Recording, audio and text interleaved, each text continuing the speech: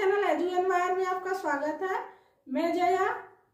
प्राचीन भारतीय इतिहास के क्रम में हम लोग सिंधु सभ्यता को पढ़ रहे थे और इसके प्रथम भाग में हमने देखा था किस प्रकार रेलवे ट्रैक बिछाने के क्रम में कुछ ईंटें बरामद होती हैं और फिर उन ईंटों को सामान्य ईंटों की तरह प्रयोग कर लिया जाता है, लेकिन धीरे धीरे एहसास होता है कि यहाँ पर कुछ नीचे नगर हैं या कुछ बस्तियाँ हैं, तो फिर उत्खनन किया जाता है और वहाँ से बहुत सारे जो है बिल्डिंग मिलती है, यानी कि बहुत सारे नगर प्राप्त होते हैं। प्रारंभिक दौर में ये नगर सिंधु और उनकी सहायक नदियों के किनारे प्राप्त हुए, तो इसको प्रारंभिक दौर में सिंधु घाटी सभ्यता के नाम से बुलाया गया। बाद के समय में जो इतिहासकारों में प्रचलित था कि जो स्थान पहले प्राप्त होगा उसी के नाम पर सभ्यता का नाम रखा जाएगा। तो अपने नगर नियोजन की व्यवस्था के लिए सुविख्यात यह सभ्यता हड़प्पा सभ्यता के नाम से जानी गई, क्योंकि जो सबसे पहले यहाँ से नगर प्राप्त हुआ उसको हड़प्पा कहा जाता है, यानी उस जगह का नाम हड़प्पा था। इसलिए इस सभ्यता को सिंधु घाटी सभ्यता के साथ हम हड़प्पा सभ्यता के नाम से भी जानते हैं। ये हमने सब लास्ट वीडियो में डिस्कस कर लिया था। यहाँ पर हम देखेंगे ये जो टेबल में सजाया गया है इसमें क्या क्या चीजें हैं। यहाँ पर महत्वपूर्ण स्थल, उसके बाद नदियों के नाम, ये स्थल किन नदियों के किनारे अवस्थित थे, उत्खननकर्ता इसके कौन कौन थे तथा इसकी वर्तमान स्थिति क्या है, किन स्थानों पर वर्तमान में यह स्थित है तथा यहाँ से प्राप्त अवशेष एवं वस्तुएं। तो ओवरऑल ये टेबल जितनी भी आप देख रहे हैं यहाँ से ढेर सारे क्वेश्चन बनते हैं, तो इसलिए आपको टेबल याद रहना बहुत ही आवश्यक है। आइए देखते हैं इसको। सबसे पहला नगर तो हड़प्पा ही प्राप्त हुआ था और यह कहाँ पर स्थित था, तो यह रावी नदी के तट पर। इसके उत्खननकर्ता कौन थे, दयाराम साहनी। और ये किसके नेतृत्व में जो खुदाई कर रहे थे, जॉन मार्शल, जो उस समय भारतीय पुरातत्व विभाग के अध्यक्ष थे, जॉन मार्शल, उन्हीं की अगुवाई में उत्खनन किया है दयाराम साहनी ने हड़प्पा का। और यह स्थान वर्तमान में कहाँ स्थित है, तो ये पाकिस्तान का मोंटगोमरी जिला जो है वही हड़प्पा, वहीं पर हड़प्पा स्थित है। इसके बाद यहाँ से जो अवशेष प्राप्त हुए या यहाँ से जो वस्तुएं प्राप्त हुई हैं वे क्या क्या थी, तो यहाँ से कब्रिस्तान प्राप्त हुआ है तथा उर्वरता की देवी की मूर्ति प्राप्त हुई है। उर्वरता की देवी की मूर्ति से आशय एक महिला है और उसके गर्भ से एक पौधा दिखाया गया है कि उसके गर्भ से एक पौधा निकल रहा है, इसी को उर्वरता की देवी की मूर्ति माना गया। तो यहाँ से ये हड़प्पा से उर्वरता की देवी की मूर्ति प्राप्त हुई है तथा गेहूं और जौ के दाने प्राप्त हुए हैं, यानी उस समय जो है लोग कृषि से भली भांति परिचित थे। और विशाल अन्नागार प्राप्त हुआ है, यह दर्शाता है कि उस समय के लोग कृषि अधिशेषों को जमा करके रखते थे आपातकालीन स्थिति के लिए, या फिर जिस समय वह अनाज नहीं प्राप्त होता है उस समय उसका प्रयोग करने के लिए। क्योंकि यह व्यवस्थाएं सिंधु घाटी सभ्यता में आप देखेंगे कि यहाँ जो है व्यापार प्रधान और कृषि प्रधान यह सभ्यता थी, इसलिए यहाँ पर व्यापार भी होता था। तो ये जो विशाल अन्नागार बनाए गए हैं अनाज को स्टोर करके, यानी कि अधिशेषों को जमा करके उसका व्यापार भी करने के काम में लिया जाता था।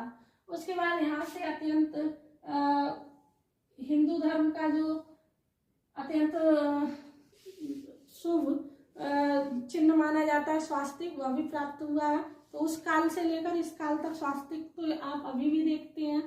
तो ये स्वास्तिक यानी उस समय भी जिस प्रकार की पूजा पद्धति, हालांकि ये पूजा पद्धति विद्यमान नहीं थी लेकिन मूर्ति पूजा के अवशेष प्राप्त हुए हैं उस काल में, तो ये स्वास्तिक के चिन्ह भी प्राप्त हुए हैं, चक्र प्राप्त हुआ है तथा सीपी का पैमाना प्राप्त हुआ है। तो ये जो टेबल आप देख रहे हैं ये बहुत ही ज्यादा इम्पोर्टेंट है, इसको याद रखिएगा। और ये उर्वरता की देवी और विशाल अन्नागार तो इसका मोस्ट इम्पोर्टेंट पार्ट है, ठीक है। आगे बढ़े और देखें। उसके बाद जो दूसरा नगर प्राप्त हुआ था वो मोहनजोदड़ो था, और ये मोहनजोदड़ो सिंधु नदी के किनारे स्थित था। और जॉन मार्शल के ही नेतृत्व में रखालदास बनर्जी ने, यानी 1921 में ये जो है दयाराम साहनी ने इसका उत्खनन किया और 1922 में रखालदास बनर्जी ने मोहनजोदड़ो का उत्खनन किया है।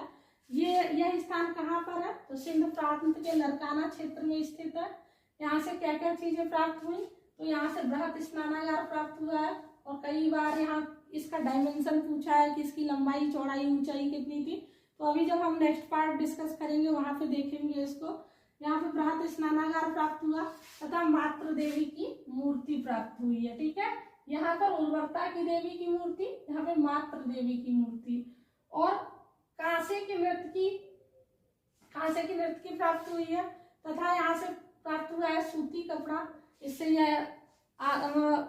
यह निष्कर्ष निकाला जाता है कि उस समय लोग यानी कि उसका कपास की खेती से पूर्णतः परिचित थे, इसीलिए यहाँ पर सूती कपड़ा प्राप्त हुआ है। तो कपास की खेती तो होती ही रही होगी। उसके बाद सबसे बड़ी ईंट प्राप्त हुई है मोहनजोदड़ो से तथा मिट्टी का तराजू प्राप्त हुआ है, जिससे यह पता चलता है कि उस समय मापतौल की पद्धति प्रचलित थी।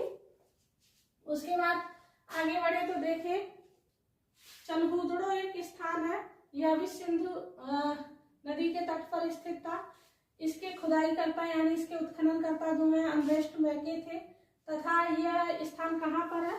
तो पाकिस्तान के सिंध प्रांत में स्थित है। और यहाँ से क्या क्या चीजें प्राप्त हुई हैं? तो अलंकृत हाथी प्राप्त हुआ है, वक्राकार ईंटें, ये वाला मोस्ट इंपोर्टेंट है, वक्राकार ईंटें, क्योंकि कई बार ये क्वेश्चन पूछा है कि सिंधु घाटी सभ्यता का वह कौन सा स्थल है जहाँ से वक्राकार ईंटें प्राप्त हुई हैं? तो ये चनहूदड़ो यह स्थान है जहाँ से वक्राकार ईंटें प्राप्त हुई। और सौंदर्य प्रसाधन के साधन यानी कि लिपस्टिक, कंघी, इस तरह की चीजें भी प्राप्त हुई हैं चनहूदड़ो से। तो ये सौंदर्य प्रसाधन के सामान प्राप्त हुए हैं तथा मनके बनाने के कारखाने भी वहां से प्राप्त हुए हैं। ठीक है, मनके में मोती। उसके बाद 4 पहियों वाली गाड़ियां प्राप्त हुई हैं। तो ये चनहूदड़ो से क्या क्या प्राप्त हुआ है? अलंकृत हाथी, वक्राकार ईंट, सौंदर्य प्रसाधन, मनके और 4 पहियों वाली गाड़ी।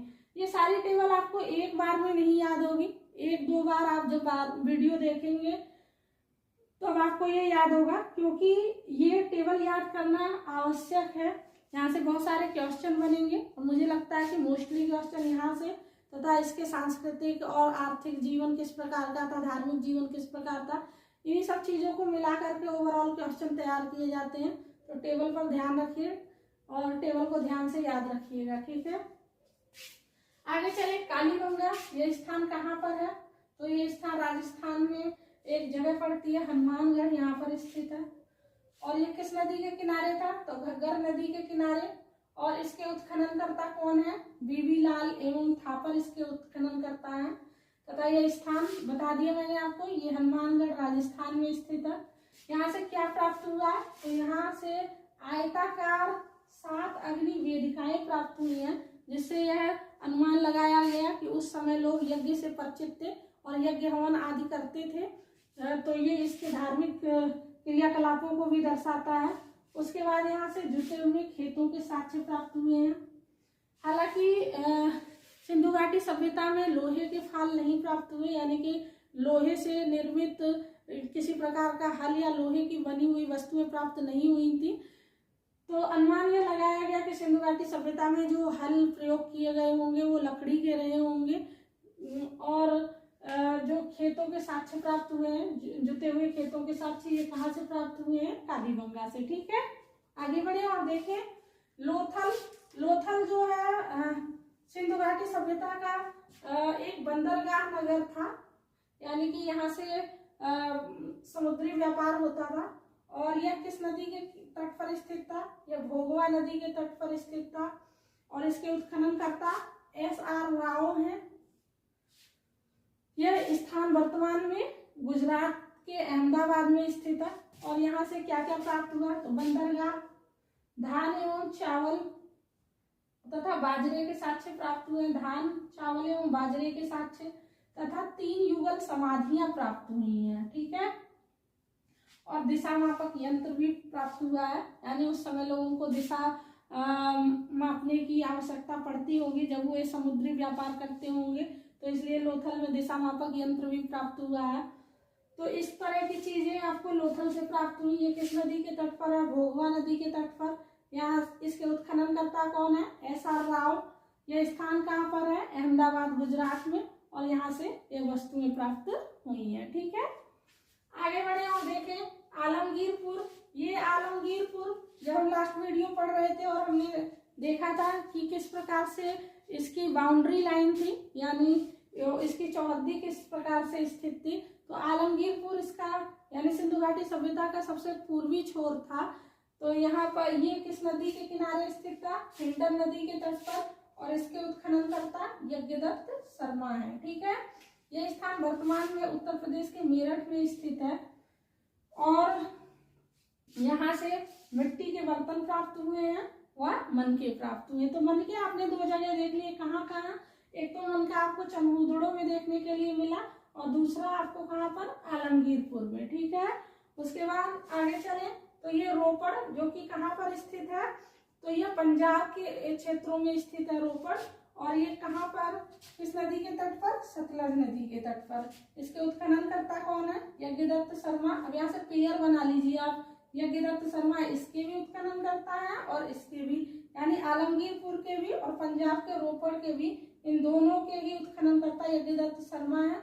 और यह आलमगीरपुर मेरठ में था उत्तर प्रदेश के, और ये कहाँ पर है? रोपड़ पंजाब में। ठीक है, यहाँ से मालिक के साथ कुत्ते को दफनाने का प्रमाण मिलता है, यानी एक ही समाधि में, यानी एक ही स्थान पर जो है कब्रिस्तान में मनुष्य के साथ यानी मालिक के साथ उसके कुत्ते को भी दफनाया गया है। तो इससे पता चलता है कि पशुपालन उस समय पशुपालन की व्यवस्था रही होगी और लोग कुत्ते को भी जो है एक पालतू पशु के रूप में रखते रहे होंगे, इसीलिए मनुष्य के साथ कुत्ते को दफनाने का प्रमाण भी मिलता है। ठीक है, आगे चले और देखें तो ये बनावली, यह स्थान सरस्वती नदी के तट पर स्थित है और इसके उत्खननकर्ता RS बिष्ट हैं तथा यह स्थान वर्तमान में हरियाणा के फतेहाबाद जिले में स्थित है। यहाँ से हल्की आकृति वाली मिट्टी के खिलौने प्राप्त हुए हैं।